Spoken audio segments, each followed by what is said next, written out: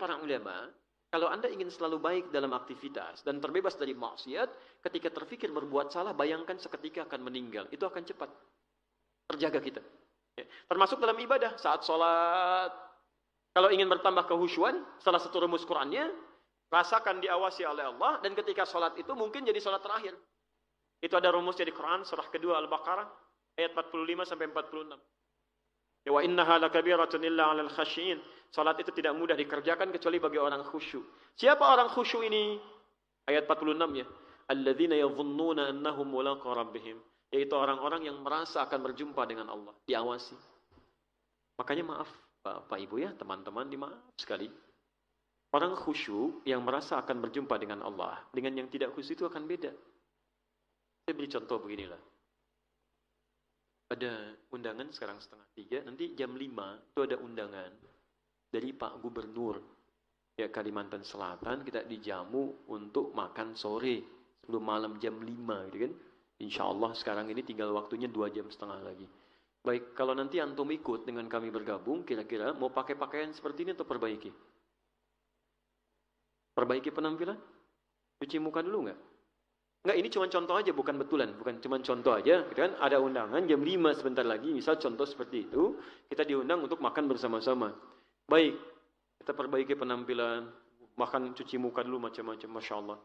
Antum diundang saja oleh manusia yang belum tentu memenuhi kebutuhan kita, itu bisa mengganti pakaian terbaik.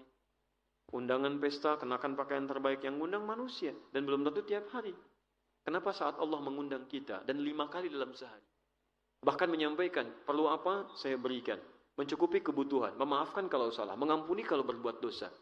Seharusnya penampilan kita bisa lebih baik. Makanya orang khusyuk itu di Quran surah ke-7 ayat 31, pakaiannya aja beda. Ya bani Adam khudhu zinatakum 'inda kulli masjid. Hei anak cucu Adam, kenakan pakaian terbaikmu setiap ada panggilan dari masjid. Kelihatan lain Pak pakaiannya itu. Bu, lain. Sekarang hari apa? Halo? Selasa. 2 hari kemarin hari apa? Ya, hari Ahad. Ada yang menyebut Minggu, ya kan? Atau di hari yang lainnya. Saya nggak mau spesifikan ya. Antum perhatikan aja. Orang mau musyrik saja, pakaiannya bagus-bagus. Ada yang pakai dasi, pakai jas, perempuannya pakai kebaya, gitu kan? Kemudian anaknya dibawa, dikepang, dikasih hadiah. Jadi mereka mau salah ibadah aja, pakaiannya bagus-bagus. Kenapa antum yang mau menghadap Allah dengan hidayah yang telah melekat pada dirinya, persiapan begitu-begitu saja? Jadi itu akan berdampak. Kalau tidak percaya silahkan. Begitu sholat asar atau nanti maghrib, antum persiapkan pakaian yang terbaik. Kenakan wangian terbaik untuk laki-lakinya. Safnya dilakukan dengan baik. Demi Allah saya katakan, itu indah. Nyaman ke hati itu. Setelah itu sempurnakan wudhu. Quran surah ke-5 ayat ke-6. Posisi paling kiri sebelah atas. Ketemu manusia cuci muka, mandi. Ketemu Allah masa kita tidak penampilan baik. Wudhu sempurna. Kenapa? Ini rahasianya. Wa annahum ilaihi raji'un. Ini sudah agak mau ke sore nih. Kalau mendengar kalimat raji'un, raji'un, raji'un, yang terbayang apa? Inna lillahi wa inna ilaihi. Rasakan kenapa mesti berpenampilan baik. Maaf, karena mungkin itu jadi sholat terakhir kita. Makanya kalau sholat ingin khusyuk, begitu mau sholat, tolong rasakan. Mungkin ini sholat terakhir kita. Makanya kan panggilannya panggilan dari Allah. Panggilan sholat itu, lewat lisan muadzin itu. Maaf ya, Bapak Andi, ada Pak Andi di sini? Tidak ada, baik. Pak Andi dipanggil Allah, apa artinya? Ya. Nah kita sehari 5 kali dipanggil Allah. Dan kita yakin kita akan meninggal. Ada yang tidak akan meninggal di sini? Boleh angkat tangan? Yakin meninggal? Kapan?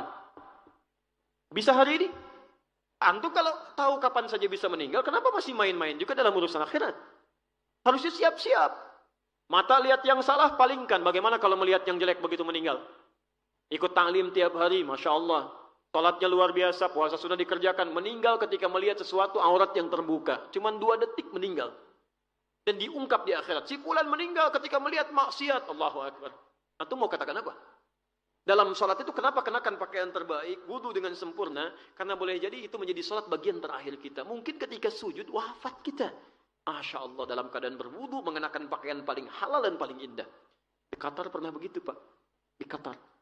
Ada perempuan mau menikah, maghrib, sudah disiapkan, sudah sholat maghrib, tiba-tiba menjelang isya ibunya datang. Hai mana ya, katanya, ayo anakku. Tamu sudah menunggu, keluar. Tiba-tiba begitu mau keluar, adzan berkumandang. Ya amati hanal waqt ma. Adzan sudah tiba katanya panggilan Allah. Dan nanti akhirkan aja. Kan itu bisa diakhirkan. Anak ini tetap ingin menunaikan salat. Adzin ini, tolong izinkan saya ingin salat dulu katanya. Kata ibunda, ya kalau kamu salat, itu mikap kamu luntur lagi.